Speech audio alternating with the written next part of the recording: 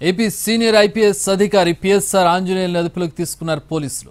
ముంబై నటి కేసులో పిఎస్ఆర్ అదుపులోకి తీసుకున్నట్టుగా తెలుస్తోంది. హైదరాబాద్ బేగంపేటలో ఇంట్లో ఆయన అదుపులోకి తీసుకున్న పోలీసులు విజయవాడకు తరలిస్తున్నారు. నటి జత్వానిని వేధింపులకు గురిచేసినట్టు పిఎస్ఆర్ పై ఆరోపణలున్నాయి. గత వైసీపీ ప్రభుత్వంలో ఇంటెలిజెన్స్ చీఫ్ గా పనిచేశారు పిఎస్ఆర్ ఆంజనేయులు.